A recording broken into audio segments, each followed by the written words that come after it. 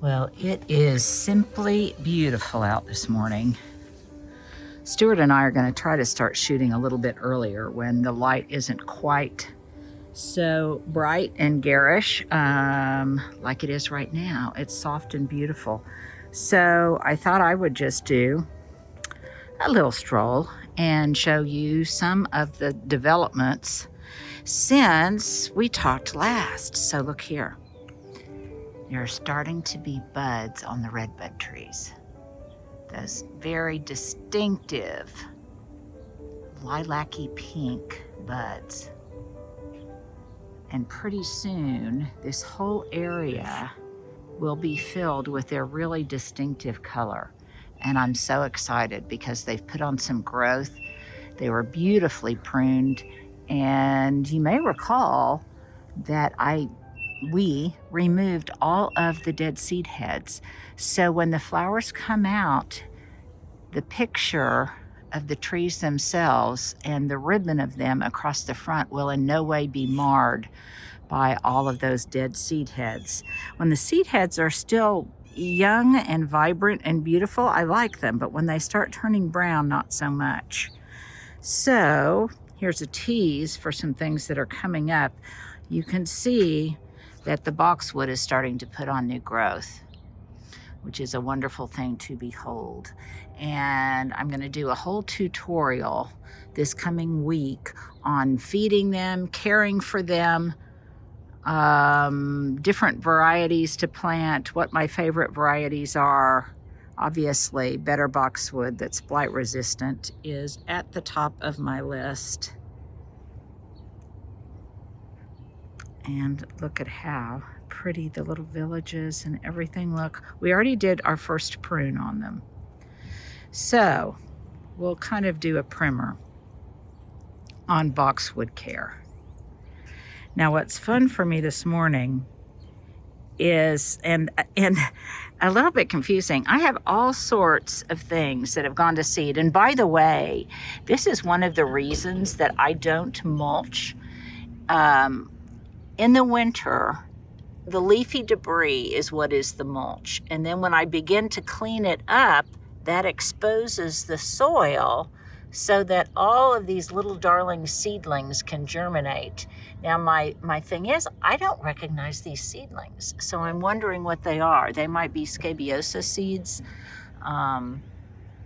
but I'll know soon enough. And I'm so ready for my topiaries to come back from the greenhouse, but it's still a little bit premature for that.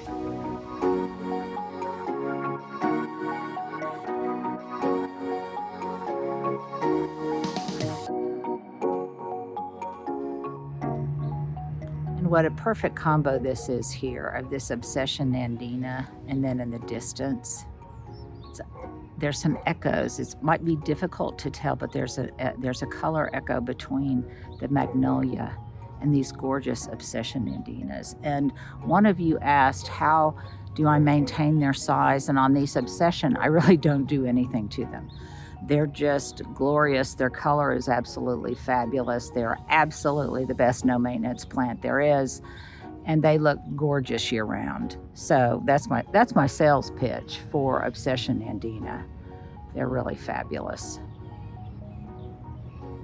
And when these apple blossom roses begin to bloom pink, it's a really, really lovely combination.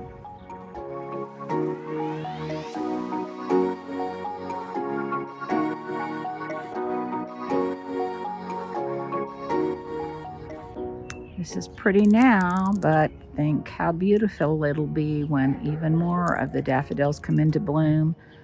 And I plant all of those indoor daffodils, indoor miniature tete-a-tete daffodils. This will be just a whole ribbon of yellow.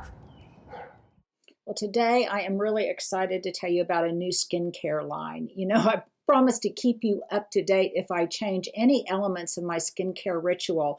And I've recently discovered the sponsor for today's video, Okoa. That's O-K-O-A. They sent me some to try, and actually, I I never tell you about things or promote them until I have tried them for quite a while. So I've been using this for about 2 to 3 weeks, and I have to say I am sold on it. In the past, some of the skincare that I have used, well, I just don't know that it was necessarily quality brand, like, off name brand hyaluronic acids and things like that. But Akoa really does multiple things that I have found to be really result producing for me. And I love the fact that they kind of blend science with nature. So, for example, their wonderful deep hydration moisturizer. I really love this because it is, well, it's composed of things like shea butter and baobab, that's hard to say, and bark extract. It really feels good on my skin. It's not, I don't think, price prohibitive. And by the way, I love the packaging because it's hygienic. It's just one pump, and a little bit goes a long way. And I've started with a clean face. And this is my first layer. I've started with a clean face. I'm going to add a little bit more for my forehead. And this is really a deep, long-lasting moisturizer, you guys.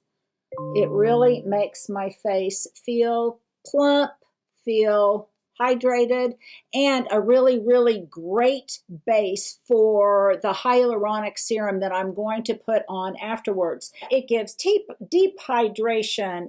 It's got a lovely fragrance. It's got a wonderful texture. It's smooth and it feels really, really good. And I really, really like it. And by the way, I've been using this in the morning and in the evening. So that is number one. I also like the fact that it's kind of microbiome friendly. It's powered by probiotics and ferments that really help to strengthen the resiliency and the barrier of my skin. And as you know, I've got rosacea, so that's very, very important to me. Another reason that I decided to try it. So that was my layer number one as part of my ritual. My layer number two is this Akoa hyaluronic acid, instantly tightening, lifting, and a wrinkle smoothing effect. And that's, we all need that. Who doesn't need that? And peptides. So this also comes in one of these really wonderful pump bottles. And you just do a pump. And okay, probably the biggest sales pitch I'm going to give you on this one is all of the other hyaluronic acids that I have used have not really, well, they've been kind of a serum, but they've been a very liquidy serum. And they dribble down my face before I can really massage it in and make sure it really penetrates the surface of my skin. And this doesn't. This is more like, well, like a thick serum, if you will, almost to the point where I feel like it has an effect that's almost like a primer. So then when I come in with my sunscreen over both of these products, it just glides on. It just glides on effortlessly. And I really do think it provides kind of a lifting effect. And even though I'm very, very pleased with the results after just using it for a couple of weeks, I am sure that I will be even more enthusiastic about it after I use it for a longer period of time. So this is one instance where I have decided to change my skincare regimen and replace old products with new ones. So you might want to check out the QR code or the coupon code on the screen. It's Akoa Dual Action Lifting Cream and their Deep Hydration Moisturizer. There's that sun coming out. And speaking of Brazos penstemon, look at all the starts I've got of it in here. I believe those are all little seedlings of it. It's very prolific, but like I said, it's okay because it's wonderful. Now, I probably won't want that much in there.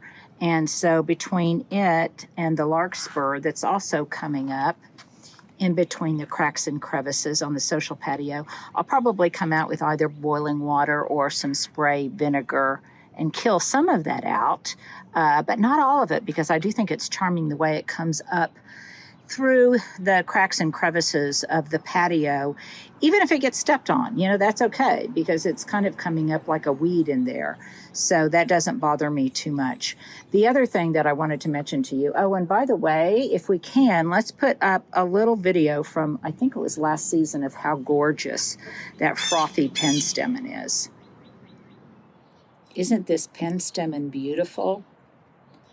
In contrast to the Husker's red penstemon, which I'll show you momentarily, this one is a native. My friend Ann Reynolds in Texas, she called it the Brazos, I'm not sure, named after the river in Texas.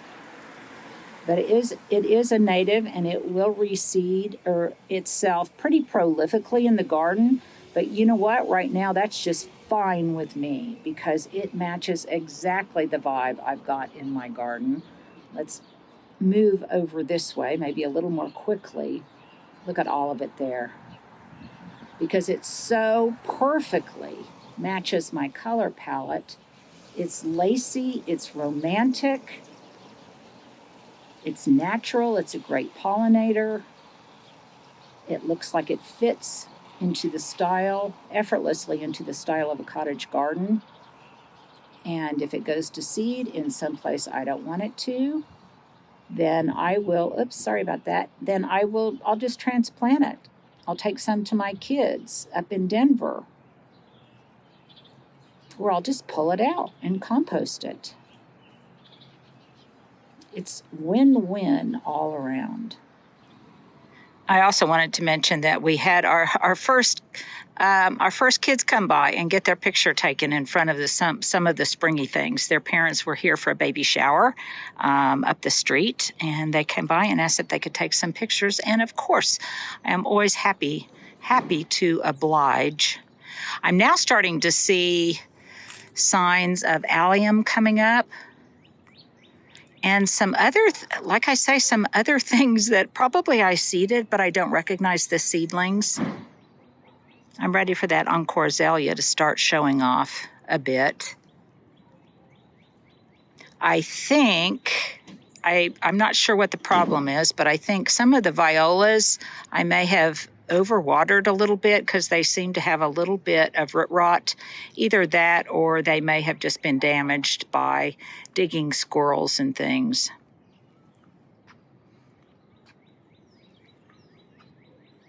And after I finish up here, I am going to take a long walk because it's turned just beautiful out. And I thought it'd be fun to show you some of the gorgeous homes in the neighborhood, homes I walk by almost every day. So if you're interested, it's kind of in an area between, let's say, 23rd and 13th, and Broadway, and all the way to Classen. So many different ways I could walk and still stay in my neighborhood.